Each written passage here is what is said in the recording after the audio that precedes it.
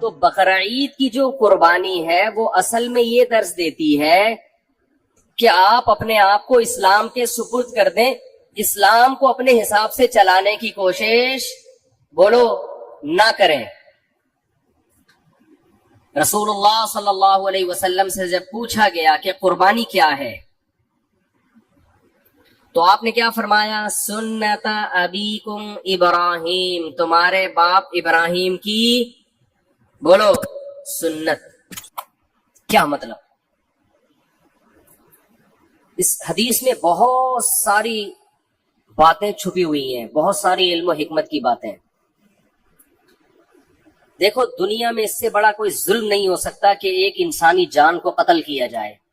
ہو سکتا ہے؟ بولنا پڑے گا آپ لوگوں کو، ہے بھائی؟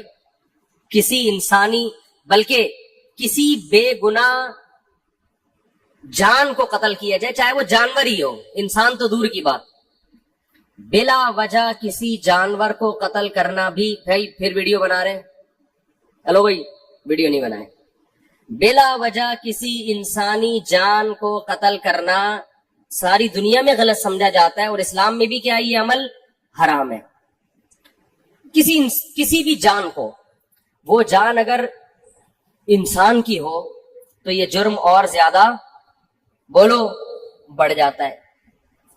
نمبر 3، وہ جان اگر مسلمان کی ہو، کلمہ گو کی ہو، تو یہ جرم اور بھی زیادہ، بولتے کیوں نہیں یار، بڑھ جاتا۔ مسلمان کا قتل کرنا اور بڑا جرم ہے۔ وہ جان اگر کسی رشتہ دار کی ہو تو اس کا جرم اور زیادہ بڑھ جاتا ہے۔ رشتہ دار کو قتل کرنا کسی غیر کو قتل کرنے سے زیادہ بڑا جرم ہے۔ رشتہ داروں میں سب سے مضبوط رشتہ اولاد کا ہوتا ہے۔ اس کی دلیل یہ ہے کہ آپ کے مرتے ہی سب سے زیادہ وراثت کس کو ملتی ہے؟ اولاد کو۔ اس لیے اسلام نے سب سے گہرا رشتہ کس کا مانا ہے؟ اولاد کا۔ تو اولاد کو قتل کرنا قتل کی نوعیت میں اور بھی بڑا جرم۔ کیا خیال ہے بھائی؟ تو باپ کو حکم دیا جا رہا۔ اچھا چھٹی بات، اولاد بھی ایسی جو بے قصور ہو۔